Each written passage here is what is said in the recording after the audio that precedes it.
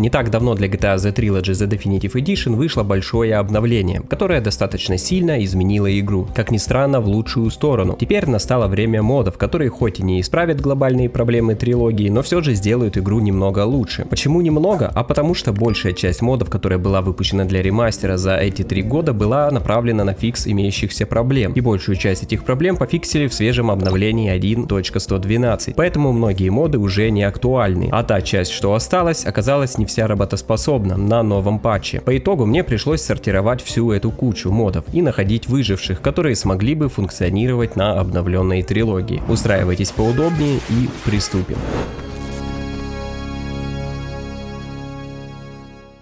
В данной подборке модов я затрону всю трилогию, и естественно больше всего модов будет у GTA San Andreas. Также есть у 3 игр общие моды, которые одинаково работают во всех 3 частях. Поэтому я буду показывать по очереди все моды, и если они работают на всех 3 играх, я об этом сообщу. Начну, пожалуй, с самого неоднозначного мода. Данный мод спасение для тех, кого не устраивают отвратительные лоды, которые очень часто остаются в шакальном качестве перед самым носом. К сожалению, с обновлением игр эту проблему не исправили, и данный мод до сих пор актуален и способен практически полностью избавить от проблем с прогрузкой лодов. Но в чем же тогда подвох и почему он неоднозначный? Во-первых, его установка требует кое-каких манипуляций с конфигом файла. Это несложно, но для каждой игры потребуется свой подход. Второй, более весомый момент: за счет подгрузки текстур более высокого качества на дальнее расстояние, игра очень сильно теряет в производительности, как минимум в половину, а в некоторых местах и больше. И тут уже возникает вопрос: а нафига такие жертвы? Можно и старые лоды потерпеть, ведь на более слабых ПК потери будут еще сильнее. Как бы я ни настраивал данный мод, добиться адекватного результата в плане просадок FPS мне не удалось. Но если вы обладаете очень мощным ПК, то вполне можете поставить данную модификацию.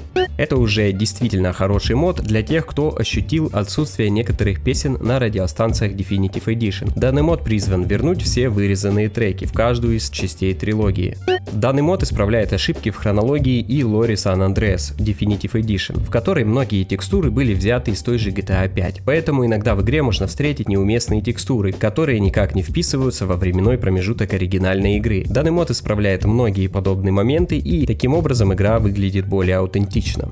Помните, как в оригинальной San Andreas, когда вы случайно или же нарочно врезались в ту или иную машину, то иногда она тут же начинала вас преследовать, и в некоторых ситуациях это бесило. Так вот, данный мод исправит эту проблему в San Andreas Definitive Edition, и больше авто не будут вас преследовать.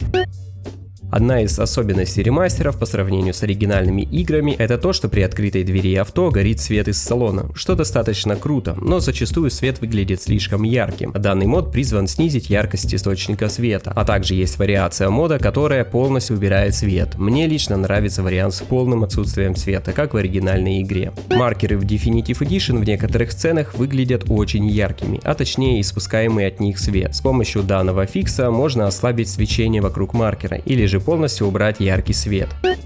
Мод убирает тепловой эффект в GTA San Andreas, который можно наблюдать в очень ясную погоду в полдень. Данный мод представляет сразу несколько улучшений. Во-первых, мод меняет декали от взрывов на более естественные и качественные, а также мод уменьшает интенсивность и дальность света от взрывов, которые изначально слегка преувеличены. В архиве эти моды представлены отдельными файлами, если вы не хотите заменять, например, декали или яркость. Все это можно поставить по отдельности. Данный мод возвращает в San Andreas классическую текстуру воды. Теперь поверхность воды в Definitive Edition будет сильнее походить на оригинальную игру. Этот мод добавит табличку Definitive Edition на загрузочные экраны для всех игр трилогии. Мод добавляет классический шрифт для игр трилогии. Больше всего данный шрифт подходит для GTA San Andreas, так как в оригинальной игре в меню используется именно такой. В остальных же играх серии он, на мой взгляд, не выглядит так же хорошо, как в San Andreas. Это очень крутой мод, который обладает большим списком вариаций. Например, он меняет вот этот цветной радар в GTA 3 на классический с цветами из оригинала. Плюс также можно сделать черный цвет обводки радара. То же самое можно сделать и в San Andreas, вернуть оригинальный цвет карте с соответствующими исправлениями карты. Можно вообще сделать 2D радар, как в оригинальных играх, и для всего этого в файлах много разных вариаций. В общем, классный мод для апгрейда радаров во всех играх трилогии Definitive Edition. Сразу 3 мода на одну и ту же тематику. Эти 3 мода исправят данные экраны и сделают их более похожими на оригинальные. В каждом моде, соответственно, своя вариация экранов, и тут уже все зависит только от вашего выбора. Наикрутейший мод, который выполняет крайне простую функцию, пропускает все загрузочные лого и ролики после запуска игры, тем самым экономя драгоценное время. Знакомый многим текстурный мод, который на первый взгляд не нужен в Definitive Edition, ведь там и так хорошие текстуры, но это только на первый взгляд. На самом деле в San Andreas Definitive Edition местами можно встретить просто ужасного качества текстуры, которые, судя по всему, просто прогнали через кривые апскейлеры и все. Плюс также много несоответствий на билбордах и прочих текстурах, поэтому Rosa Project я считаю необходим. Загрузка мода идет по частям. При тестах мода мне удалось выявить часть мода, которая вызывала вылет. Я же по итогу поставил только вот эти файлы из мода Rosa Project для Definitive Edition.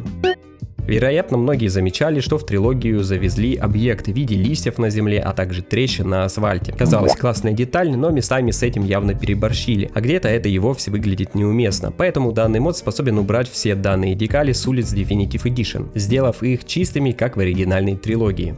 Мод исправляет неправильные и неуместные под определенные объекты параллакс-интерьеры, например, у магазинов. Мод заменяет их на практически непрозрачную текстуру, так как стандартные параллакс-интерьеры некоторых магазинов выглядят не совсем корректно. Мод правит только подобные мелочи, при этом не затрагивая другие интерьеры. Сомнительно, ну окей. Заменяет почти сотню игровых фотографий на оригинальные, но в высоком качестве. В Definitive Edition есть проблема, что фото в интерьерах далеки от оригинала, а данный мод как раз исправит эту неточность и приблизит игру к канонам оригинала.